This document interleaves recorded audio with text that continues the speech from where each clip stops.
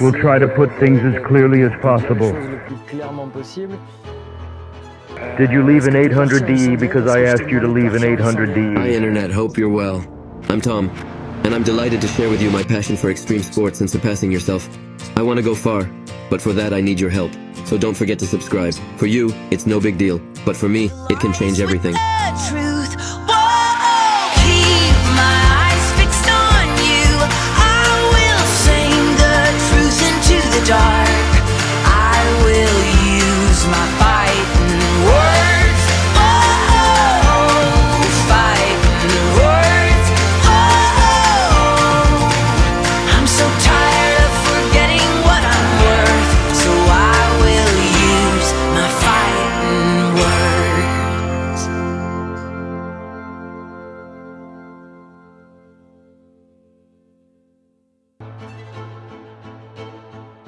Did you go to DE because Suzuki asked you to go to DE? No, not at all. Why did you go to DE?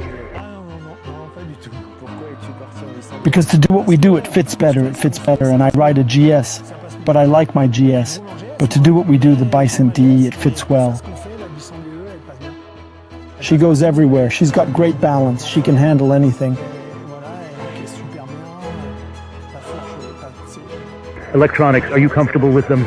Incredible, it helps a lot. You have to put it in G, and I mean G.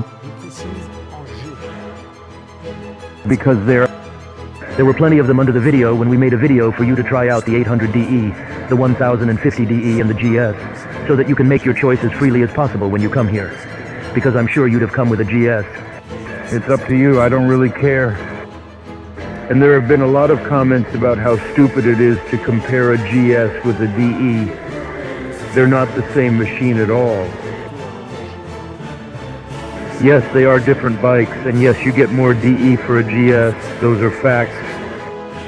But in my opinion, I don't know, you can correct me. But as far as I'm concerned, what makes it possible to compare bikes is whether you use them in the same context. And in this case, in our comparison we made when choosing this bike, in my opinion, the comparison is totally justified because we're going to do exactly the same thing whether we're on the 800 DE, the 1050 DE, or the GSA in this case. So of course it's comparable, so of course there are big differences, of course they don't work the same, but in any case they are, in my opinion, comparable. What do you think? Comparability comes from use. You can compare anything in life. You can compare planes, trains, and cars. The scooter. Nowadays, if you want to do a Paris-Marseille, it's better to take the train than a scooter. It'll go faster. If it's speed you're after, but on the other hand, you want to enjoy yourself, you love scooters, it's no problem to take the train. For what we do, this 800 DE, it's really super efficient. That's all, period. There's no debate.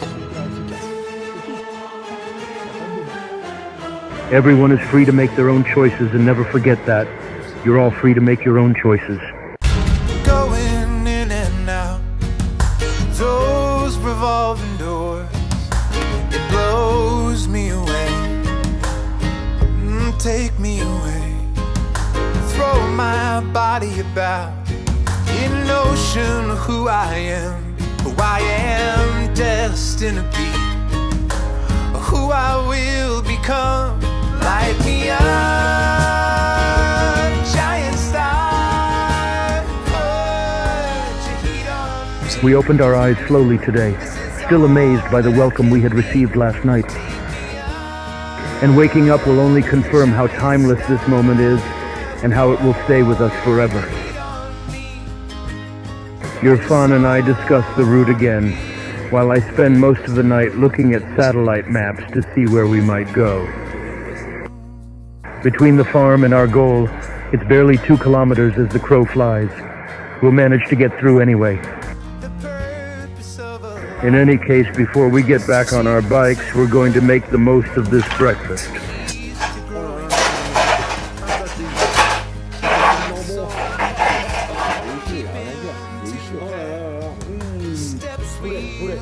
That's what Rahman wanted us to taste when we left Tirana. Come on, let's go and eat some burek. No, I'm already at war. My burek is excellent. That's not the point. It's fine. That's it.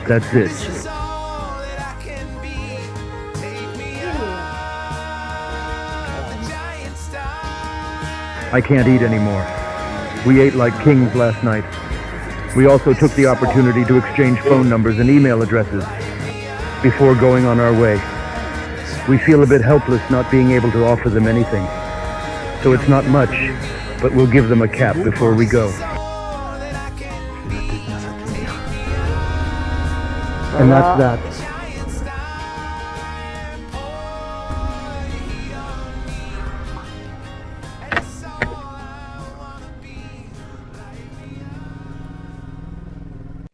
We set off not without difficulty on this track that I'd spotted on satellite and seen with my drone.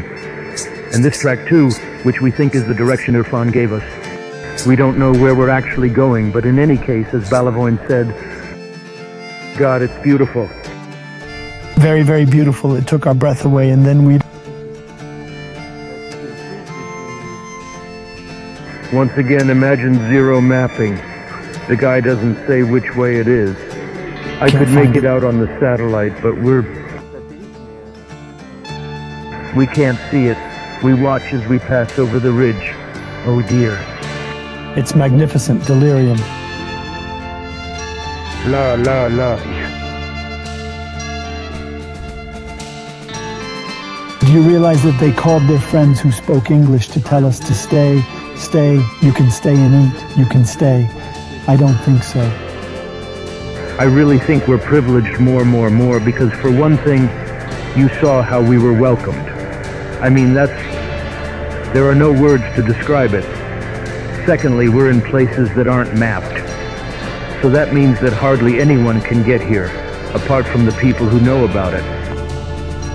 The track enters the forest, and that's exactly where I lose it on my satellite views.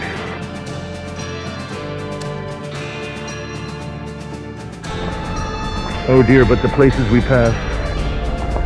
And we're soon stopped by 2 trees across the road, so we get to work. My Cabin in Canada by Tom Barnett.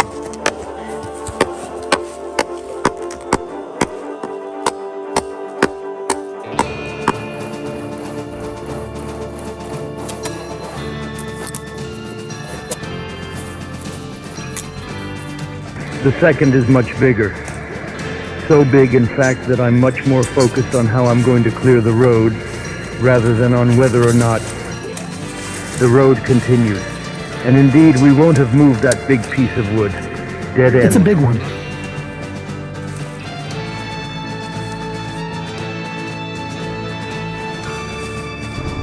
Well, we've done a bit of lumbering for nothing on the internet, because this track stops here. So a half turn up the slope in some tricky places. And we're going to try to find a path that continues. This is our trail, because without a map, it's hard. It's really hard. We'll spend a good while looking for an exit, so that's where there's going to be a bend to the right. I'll keep the phone that way. We'll take it easy. And we'll have to go straight on.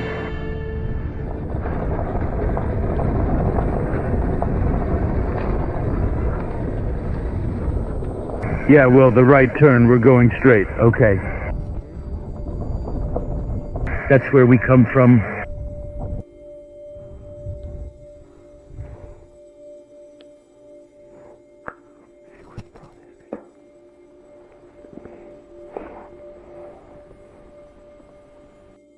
But we'll have to admit, well, there aren't any.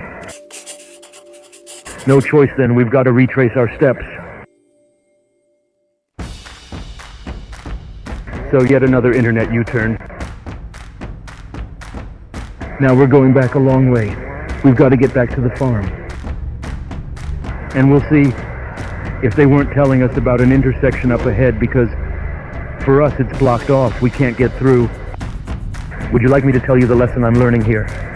It's that we're braggarts. We think we're adventurers. We explore the world. But go back 30 years ago, when there was no GPS and no online maps and none of that. Well, I can tell you right now, we're tourists, aren't we, buddy? Big fucking tourists. Because here, there's 30 square kilometers of Macedonia where there's no map, and we're lost. We decided to check it out.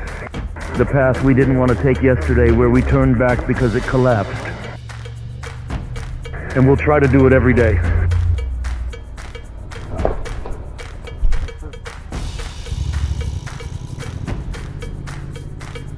Come on, this is it.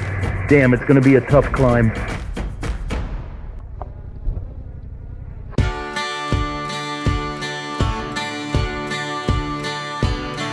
Hello, how are you? I'm living on the moon. I'm calling from a telephone inside of a saloon. The only other person here left many years ago. And now I sit here at the bar, feeling so alone. Come on.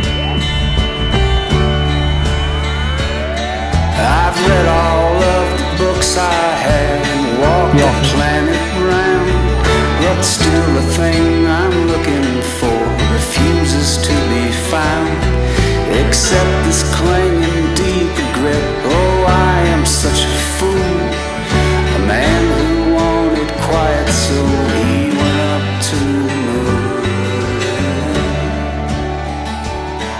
But now this precious solitude I once thought so sublime. But I said no. Did you? Oh shit, that's what the internet's like, the schoolie past.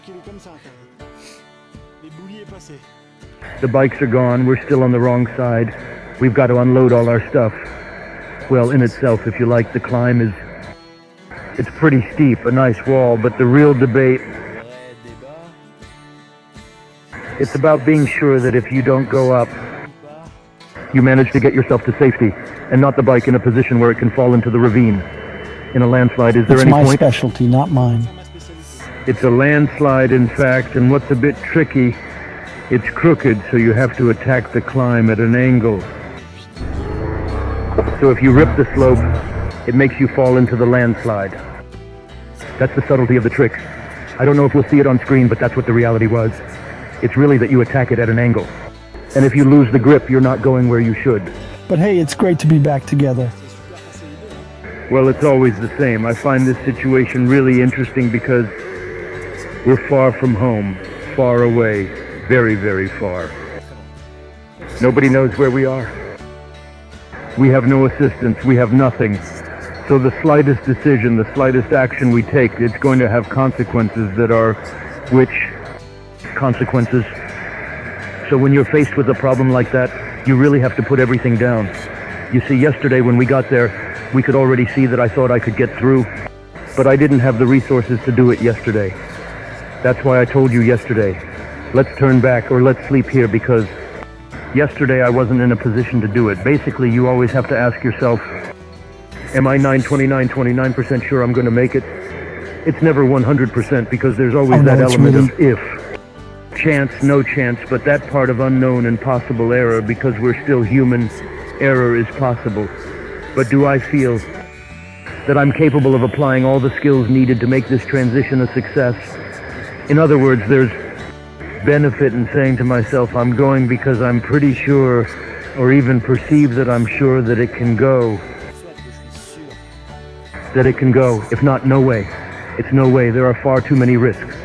There are far too many risks. So you really have to... Super steep. Internet, you'll see. Again, because I think it's going to crash It's... on screen. But the situation is interesting, I find, personally. In terms of emotional management, even I was holding the camera. It's all about managing emotions. Some might say we're looking for shit. I don't agree with that because, once again, you're either traveling with the modern vision of travel that we have here in Europe. That is, it's well mapped. It's nice roads. It's clean. Or you're just traveling the world to discover the world. And stuff like that. Every time you go, you've got it. It's a must. In this case, we've come back to a place that's been mapped out, but it's not the only one. You can see that hardly anyone goes by there because you can barely see the ground in places. For example, the ruts. It's really the rut. It's really a pain in the ass. But in terms of the rut, it's extraordinary. What does it tell you? You say don't try to fight it. And yet you're struggling. Your front wheel goes straight on. but it's the other way round. You have to let the front wheel do what it wants. Don't fight it. It's all the control you have over life that's there, that's in the rut, in fact. How do you deal with it? The no mental overload you're confronted with because you're constantly in mental overload. It's a very, very heavy emotional load. I sweat a lot, I lose a lot of water, and it's the concentration, the breathing. To say the phrases, a bit like mantras, finally to have a form of relaxation, but it's not easy, frankly. When you get to that stage, you really transform your practice. In the sense that, as we've already talked about, it's no longer just that you ride a motorcycle. You've adopted a philosophy. And once again, it's very similar to the practice of any extreme sport. It's a philosophy that will allow you, as you said, to repeat mantras. Your guidelines. As far as I'm concerned, as I told you, it's all about having these catchphrases in mind. Once mistakes are allowed. One time. Okay, but the last No, it's not a mistake anymore. It's the 6th, 7th. You see, on the same pattern. So what do we do? Repeat it until the bike's 300 meters down and you're with it? Or do we change our mindset and find a way to... How? Because you've got two things. One, the technical side so that it doesn't happen again. And this technical side alone isn't going to work because the very essence of off-roading is that every place is different. Here it's because the rut is a bit like this. Here it's because there's a rock a bit like this. So there are billions of techniques each time to get out of it. So you can't solve the problem with just one technique, but with a global approach to the situation and a posture. That's for sure, choose. Consuming time to be more secure isn't actually consuming time, investing.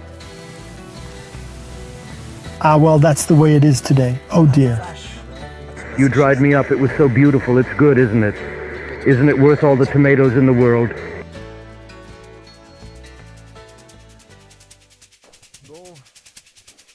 Well, landslide passed.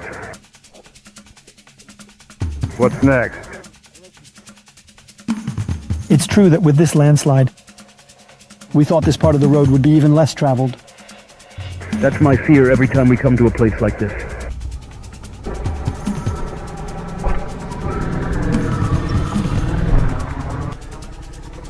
Where do we go from here?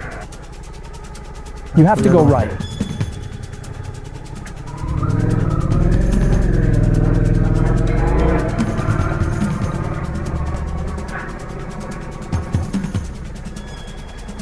There are so many of them that I can't even see the bike. It's crazy. I hope we're okay because once again I'm off the map. We don't know what's going on.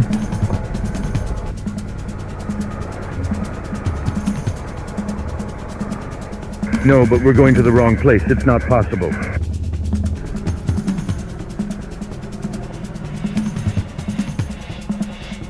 I think I must have missed the way.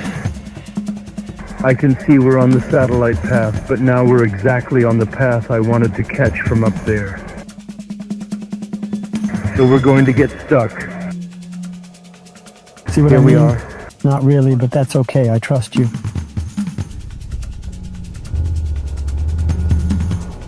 We're back on the track.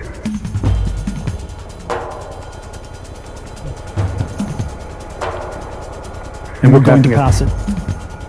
Fuck. There's no way around it. Look, we'll just turn around and go back up. Bah. You've got to pray. It's the only thing left. There.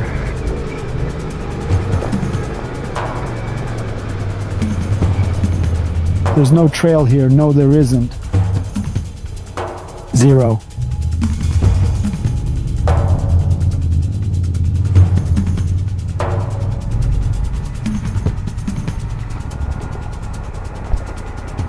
There's no trail there either. Do you see anything there or not? Well, I'll go and have a look. There's something there for me. But where does it go? I'll go and have a look for a second.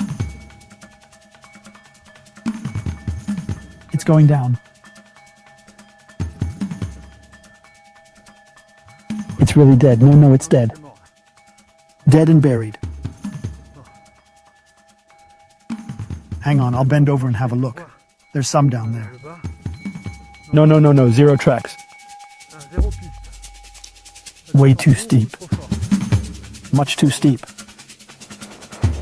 For the internet, this is the big low, the big depression, because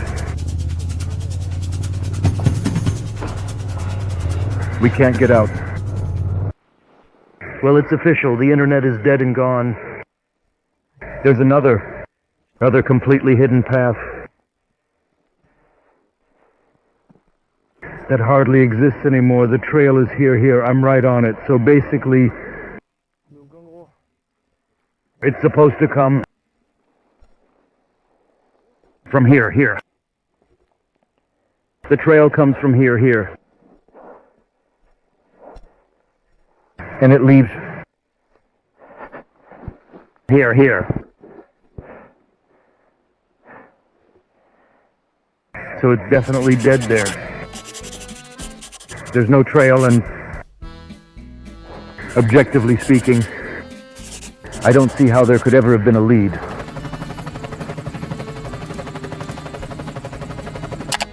Because it looks crazy, doesn't it? Crazy galley. We're exhausted, but we'll get there. Crazy ride. Oh, it's a pain in the ass. Macedonia Fucking has to be Macedonia. earned. The last solution we didn't use was the famous K3 panels, which remain a huge mystery to us to this day. So if anyone has any information about these panels, please let us know. We're extremely curious to know what they were. But we're really middle of nowhere, tired and coming to the end of the tank. So it's really not sensible to go and look in that direction. So we set off again for a good 4 or 5 hours of motorcycling to get out of there and reach the town of Gevgelia. This is the middle of nowhere. We've had a bit of a shit, though. How's my roto? You need a little shaken up, a little apricot. Tonight, we sleep at the hotel. Once again, we've experienced something extremely powerful. The only downside was a silly little fall by Roto at the end of the day, which hurt his knees a little. It'll be a long learning curve, but he'll get there. And after a day like that, we'll let him have the last word. But Macedonia is beautiful. You've got to go there. It's more beautiful than a vegetable patch.